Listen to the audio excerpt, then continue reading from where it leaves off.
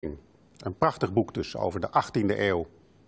Die eeuw van verlichting, die helemaal niet zo tolerant was als wij dachten dat die was. Nu een gesprek met Roman Krznaric over empathie. Dit boek, dat is een belangrijk filosofisch boek, dat ook nog eens een keer ongelooflijk aangenaam leest. Hij is een van de oprichters van de School of Life. En ik wil u om te beginnen nu een foto laten zien waar ik niks over zeg, maar die straks aan het einde van het gesprek met Roman weer terug zal komen. En dan zegt hij er iets over. Maar wij kijken eerst even naar deze foto. Roman Krznaric, welcome. Well, to begin at the beginning, to paraphrase Dylan Thomas, to begin at the beginning. Your mother died of breast cancer when you were 8 years old. And since then, you found it difficult to connect to the sorrows of other people, if I'm right. Well, can I say that this book on empathy is a quest? I'd say it is a quest. It is. I didn't think it was a quest. About 10 years ago, I started studying empathy. I used to be an academic studying politics and sociology, and I got interested in this topic of stepping into other people's shoes, looking at the world through their eyes, empathy. And so I started looking at neuroscience and literature and sociology and history and so on. But a few years ago, I actually had an epiphany where I was thinking about my mother's death when I was a child, as you mentioned. A few years ago? Yeah, it was just a few years ago. And you can remember that moment? I remember that moment. I was sitting in my study in England, in Oxford, and I was thinking about the effect of her death on my life. And what I remembered was that, like a lot of children who experience traumatic experiences, I lost all my memories from before that age. But then I realized that I also lost my empathy, that ability to feel other people's feelings, to feel sorrow, to feel joy. After she died, I hardly ever laughed or cried. And so what I recognized, the epiphany, was that my interest in empathy has actually been driven by an unconscious desire to recover the empathic self I'd lost as a child. Mm-hmm. So it has been a quest. And what did you do? What I did was to try and take ideas about empathy, which have been around in psychology for a century, and to try and see, well, how can you apply empathy in everyday life for my relations with my children? How can I apply empathy to trying thinking about conflict between Israelis and Palestinians, taking empathy to the level of politics? And also to reflect on other experiences of my own. Like, you know, where I live in Oxford, I used to walk past a homeless man for years. He used to seem crazy. He used to talk to himself. He'd wear no shoes during the winter in the snow. And I used to think I had nothing to do with him, we had nothing in common. And one day I stopped and I spoke to him. His name, he told me, was Alan Human, quite an unusual name. And it turned out he'd studied philosophy at Oxford University. Like you did. Like I did. And that it turned out he was an expert in Nietzsche and Aristotle, and we developed a great friendship based on our interest in moral philosophy and pepperoni pizza. But what I discovered really was the importance of curiosity about strangers, how stereotypes and prejudices stop us empathizing, treating people as human beings. And since when does the word empathy exist in the English language? Originally, it's a German concept, isn't it? Einfühlung. Yeah, Einfühlung is a 19th century term from German aesthetics and art history about feeling into a painting, not just having a rational relationship with a work of art, but feeling it. But in the year 1909, an American psychologist called Ed Titchener invented the word empathy. And originally it was about sort of feeling into another person, just reflecting their feelings like a mirror. So if you see anguish on a child's face and you too feel anguish, that's empathy. But another kind of empathy then developed, empathy, not so-called affective empathy, but what's called cognitive empathy, where you really try to imagine, what's it like to be another person? What's it like for me to be you, Wim Brands? What's it like to be a homeless man, and you walk past them and you don't just feel sorry for them and toss them a coin, pity, that's what's called sympathy.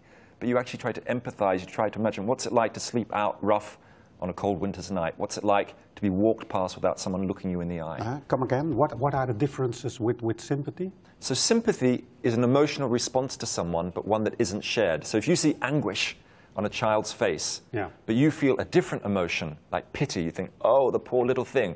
That's not empathy, that's sympathy, right? It's an emotional response, but one that isn't shared. Empathizing, stepping into someone else's shoes, is really trying to see their perspective. And, you know, I learned about this from my own children. You know, I've got twins, right? And empathy, this capacity to step into other people's shoes. And what did you learn from them? What I learned from them was why empathy matters. Because empathy develops naturally by the age of about 2, the ability to step into other people's shoes. So when my twins, a girl and a boy, when they're about 1.5, you get a situation like this where my son would be crying, and his sister would try and comfort him with her favorite toy dog, which was a kind and sympathetic gesture, but not much use to him. Fast forward a year when they were 2.5 and that natural empathy had developed, when my son was crying, his sister would try and comfort him with his favorite toy cat. Right? That's the cognitive leap of empathy. And that matters because it means we can respond appropriately to other people. Uh-huh. And, well, is this training up the next generation? No. Well, I think we do need to train up the next generation. I think empathy should be taught in schools around the world, and it is in some countries. You know, in Canada, for example, there's a program which is now spread around the world. Over 500,000 children have done it. It's called Roots of Empathy. And a lot of people think, well, how could you teach empathy? But you can teach it like riding a bike or driving a car. And the way this particular program, Roots of Empathy, works is that a class adopts a baby for the year. A real live baby comes into the class. A real live baby? Yeah. And then there's the baby sits in the middle of the room, and the children sit around the baby. They start talking about the baby. You know, why is the baby crying? Why is the baby laughing? What's she thinking or feeling? You know, they're trying to step into the baby's shoes, and they then use that to then talk about, well, what's it like to be bullied and beaten in the playground? Or what's it like to be someone in a wheelchair? It expands their empathic imaginations. It reduces bullying and increases cooperation. So I don't know why every child doesn't have the right to do that. They should do. Well, you write that introspection is out and outrospection is in, but we are still living in an age of narcissism. So are you sure that outrospection is in? Well, I think the 20th century is the age of introspection, partly due to Sigmund Freud and Oprah Winfrey. We were told that the best way to understand who we are is to look inside ourselves, gaze at your own navel, self-reflection. And I believe that self-reflection is important, but we've gone too far towards looking inside ourselves. But what do you mean by too far? I think that a lot of people think that they're going to find the answers to their life by sitting under a tree and contemplating their inner souls. And that matters, but I think we also discover who we are and how to live by stepping outside ourselves and discovering the lives of other people and other cultures, like that homeless man, Alan Human, I spoke to. Mm-hmm. I created a new friendship, and it also challenged my prejudices. So I think empathy is the ultimate art form for creating a new age of outrospection. We discover ourselves by stepping outside ourselves. And yes, you're right, narcissism is on the rise. The more Facebook interactions you have, the more narcissistic you're likely to be. But at the same time, more and more people are recognizing that human beings were not born to be alone. You know, I'm sure you know the great Dutch primatologist Frans de Waal, who's written that empathy is part of who we are. We are Homo empathicus. 98% of us have the ability to empathize wide into our brains. It makes sense to nurture this side of who we are. There's another scientist who wrote about that too, Kropotkin, the Russian anarchist. Absolutely. It's long ago. How long ago did he write a book on empathy? He wrote a book called Mutual Aid. That's it, yeah. In the 1890s. It was finally published in one volume in 1901. And Kropotkin was arguing with ideas that came out of Darwinism. That old idea. Survival of the fittest. Survival of the fittest. This piece of ridiculous propaganda we've had for 3 centuries that human beings are essentially self-interested. You call it propaganda? Absolutely. It's a great idea. You might think it's a great idea, but it's absolutely false in the sense that what modern neuroscience has told us is that human beings, of course, we're partly self-interested and we're individualistic creatures, but we are also empathic creatures. It's part of who we are. It's woven into our DNA. And it's crazy to just think that and to organize our social institutions on the idea that we're just competitive creatures.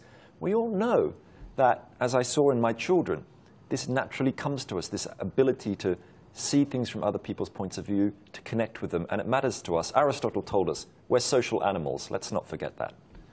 I want to show that photograph again, a photograph of the old woman. And then you can tell us, who is she and what do we see? There she is. That is a photograph of one of America's most famous product designers, Patricia Moore. And you wouldn't believe it, but in that photo, She looks like an 85-year-old woman. She's actually 26 years old. She's 26. And why did she transform herself? What happened was that about 30 or 40 years ago, actually, she was in a meeting with some male designers at a very famous New York design firm called Raymond Loewy, and they were talking about something kind of boring, the design of a refrigerator door. And she said to one of the senior partners, a man, she said, you know, couldn't we design the refrigerator door so it could be opened easily by an older person with arthritis? And this male senior partner said, you know, Patricia, we don't design for those people. And this made her very angry. So she decided to conduct one of the great empathy experiments of the last century. She hired a Hollywood makeup designer, an artist, to turn her into an 85-year-old woman with wrinkly face, with glasses so she couldn't see properly. She bound up her arms and legs with bandages so she was like an arthritic woman. And she went onto the streets of America for 3 years, visiting over 100 cities, finding out what's it like trying to open the doors of department stores, go up and down subway stairs, to try and use a potato peeler. And what happened? What did she learn? Yeah, okay, what happened? Well, she invented some of the most everyday but extraordinary inventions that we all have. If you open the kitchen drawer at home, you'll find one of those thick rubber-handled potato peelers or can openers. She invented that. It's called the OXO Good Grip. It's for someone with arthritis. They can pick it up easily. Look at this glass. She invented the idea of universal design, the idea that every object should be designed so it can be used by a 5-year-old or an 85-year-old. Now, this is common, but what it shows is that putting yourself in someone else's position sparks our creative minds and makes a social difference. Mm-hmm. Yeah, well, if you want to launch a silent revolution, you need some ideas. Let's speak about some of them. Well, for instance, you have to develop an ambitious imagination. But what's an ambitious imagination? I think what do I need then? The first step of empathizing is to make a habit of putting yourself in someone else's position. Yeah. Okay. Mahatma Gandhi said something very interesting about this, about making that imaginative leap, being ambitious. He said, whenever you are in doubt, or when the self is too much with you, apply the following test. Recall the face of the poorest man who you may have seen, and ask yourself if the step you contemplate is going to be of any use to him. Then you'll find your doubts and yourself melting away. Now, just imagine if that was on the screensaver of your computer. You know, what difference it would make. But is it on yours? It is on mine, in fact. And I've even You're not joking. I'm not joking, and I've got a little model of Gandhi next to my computer as well. But Gandhi said something else. He said, don't just empathize with the poor and the marginalized. He said, empathize with your enemies, people whose views you don't agree with, people of different religions, people of different cultures. You know, he was a Hindu who said, I'm a Muslim and a Hindu and a Christian and a Jew. And I think empathy is really about trying to use your imagination to cross those divides. Mm-hmm. You spoke already about how important it is to spark our curiosity. And, well, what we need then is a human library. We don't have a human library in the Netherlands, but, well, introduce the human library so we can start tomorrow. Well, about 10 years ago in Denmark, an extraordinary movement started, the Human Library Movement. It started in Denmark. It started in Denmark, and it's now spread to over 20 countries. 20 already? Yeah. And what you do when you go to a human library event, you go along and instead of borrowing a book, you borrow a person for conversation. So there are strangers, volunteers. You can talk to a Muslim teenager or a war veteran or an unhappy investment banker. And you have conversations about life. And it's a way of overcoming prejudices and stereotypes. But even if you don't have a human library in your local town, I think a good empathic prescription is to have a conversation with a stranger at least once a week and, you know, get beyond superficial talk about the weather and talk about, you know, the stuff that really matters in life. But do you have a human library in England? Yeah, they're in many places. Yeah, and in fact, I'm just about to launch an empathy museum, which, as an idea that comes out of the book, which will be a traveling international exhibition where you can go along and there will be a human library there, amongst other things, and you can try and step into other people's shoes, experience a little bit of someone else's life. Okay. Introduce another idea that's important to launch that silent revolution. I think if empathy is going to make a difference, it also has to happen in the home. And that's all about practicing empathic listening. You know, like everybody's been in a situation where they're arguing with their husband or their wife or their partner, and they think, oh, I wish they could just understand what I'm thinking or feeling. I wish they could see things from my point of view. Well, what are you asking for? Empathy, right? You want them to step into your shoes, if only for a moment. Empathic listening and practicing it is about when you're in these tense situations trying to think about, well, what is that other person feeling and what are that other person's needs? And if you give them a chance to articulate their feelings or needs, you reduce the tension. So in disputes between employers and employees, labor disputes, if both sides agree to just repeat what the other side said before they start talking, you reach conflict resolution 50% faster. Now, that, I think, is amazing, and it tells us a story about the power of really listening to other people. How long did it take you to become a good listener? I'm still learning. Maybe I can learn from you. But it doesn't come naturally to me, that good listening. I had to learn that it made a difference to my own life. Like when I met that homeless man on the street, Alan Human, what it taught me was that even though I see myself as quite an introverted person, actually it's talking to strangers which can really open our minds. It destroys our prejudices and builds empathy, but it also expands the possibilities for rethinking what your own life is all about. So that's why I think curiosity about strangers is so important. The key, though, is to try and do it on a mass scale, try and create conversations on the largest level possible to really shift politics. Mm-hmm. You told me something about your mother, but didn't you interview your father for many hours? I did. I interviewed my father for 7 years. For 7 years? Not continuously. No. No, I understand, but... You know, my father is a refugee from Poland to Australia, where I was born. And I felt he wasn't a very open and emotional person. I really wanted to learn who he was. So I started interviewing him about his life. And gradually, every year, I spoke to him for a few hours, recording our conversation. And eventually, by the 3rd year, he started really opening up about his childhood in Poland and during the war, being a refugee in Australia. And I realized he was much more emotionally complex than I had ever imagined. He started telling me about the episode when my mother died, and we both cried in front of each other for the first time. And those connections, I think, are things that we can all discover in our own lives through the art of conversation. And I think it can really expand our possibilities of what we think is possible in a relationship. I mean, it's amazing. I knew this man for 30 years, but I didn't really know him until I spoke to him.